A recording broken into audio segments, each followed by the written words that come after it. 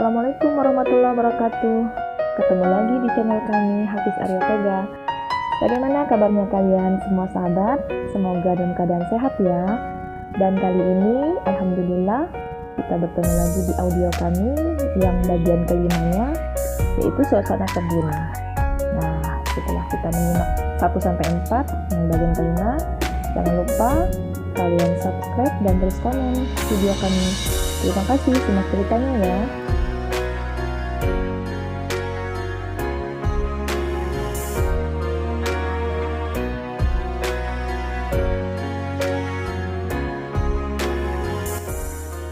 Lima, suasana kebun.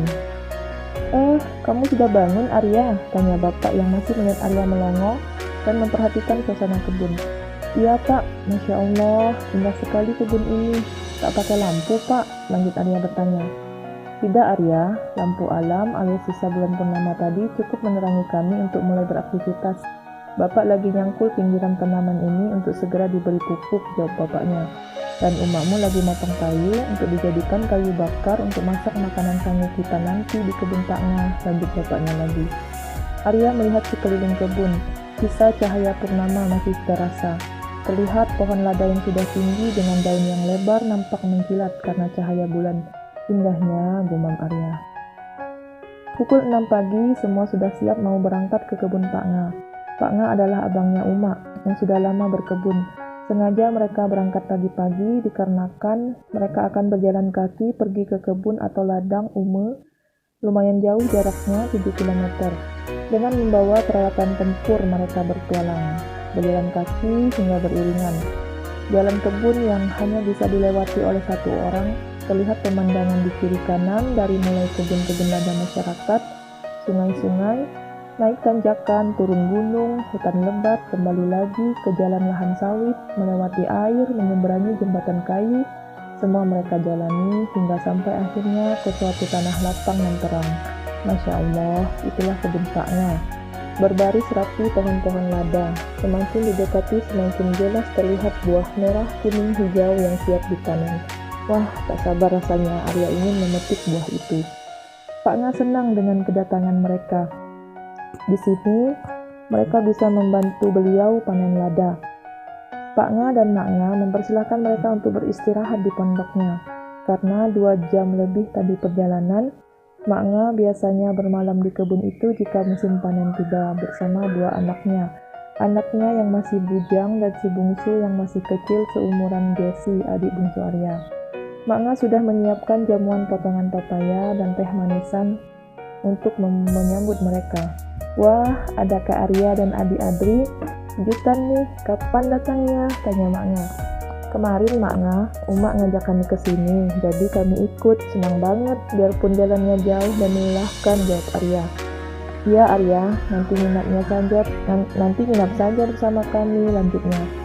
Karena panen tiap hari, kami nginap di kebun, jadi tak capek jalan ke kebunnya. Iya, asyik ya Maknya. Sahamnya lah siap panen semua itu. Ya, tanya Arya lagi. Sang itu artinya lada.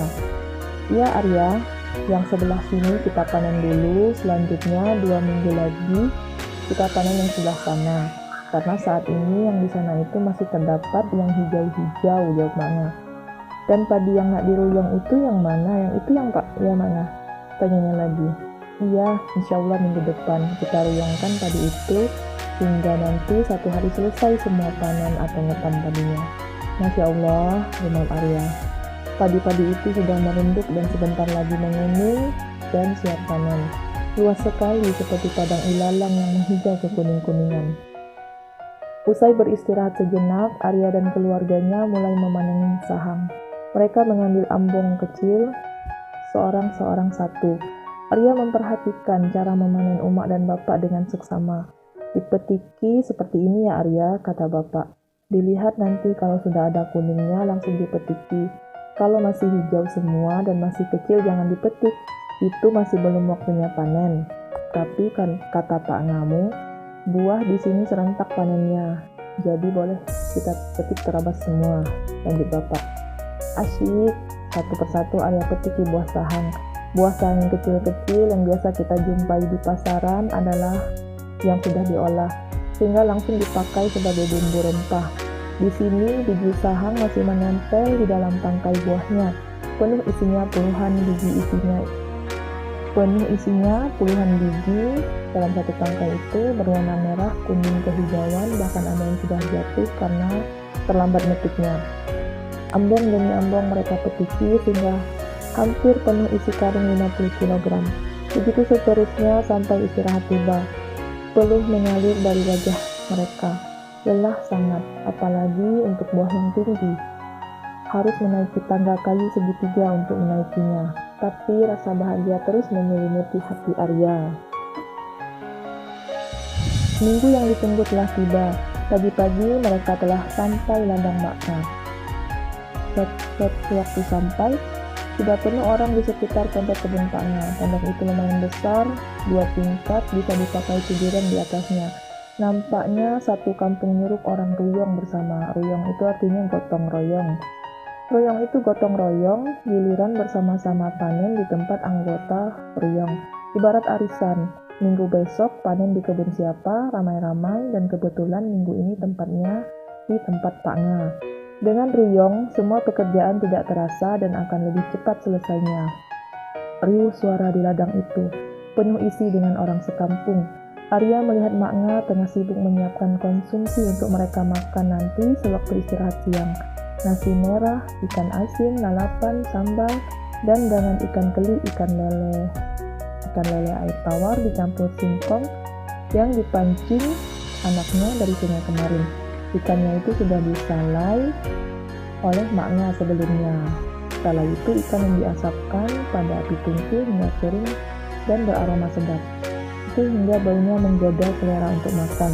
Pukul 8 pagi mulai mengetam padi. Di kampung itu, padi diketam tidak diarus karena tidak ada alatnya waktu itu untuk memisahkan padi. Namun biji padinya ditarik dengan tangan dan dimasukkan dalam bakul yang sudah diikatkan di atas perut. Tarik masuk. Untuk Arya yang belum terbiasa, masih terasa sedikit perih daerah tangan saat menarik biji-biji padi dari tangkainya. Namun lama-kelamaan dia juga mulai terbiasa. Hasil panennya dikumpulkan dalam wadah terpal yang sudah dibentangkan sebelumnya. Terlihat di sana ibu-ibu ada yang menumbuk padi hasil ketam tadi. Tutuk. Dari jauh terdengar suara alu ditumbukkan bergantian ke dalam lesung yang telah diisi padi. Heboh bunyinya. Sambil mengobrol, mereka dengan riang saling bekerja sama. Tak lama padi sudah dipanen semua oleh orang sekampung itu. Sebelum azan zuhur, padi sudah selesai dipanen semua. Bayangkan jika itu dikerjakan oleh perorangan, bakalan lama selesainya. Saat istirahat, mereka pun makan bersama disertai dengan gelak tawa. Masya Allah, suasana yang indah, kebersamaan menciptakan kebahagiaan, gumam Arya. Alhamdulillah, audio bab 5-nya tadi sudah ya sahabat, kita dengarkan dan jangan lupa nantikan audio selanjutnya yaitu audio yang ke-6 yaitu tiba di sekolah. Jangan lupa like dan subscribe-nya dan ikuti terus audio novel kami. Terima kasih. Wassalamualaikum warahmatullahi wabarakatuh.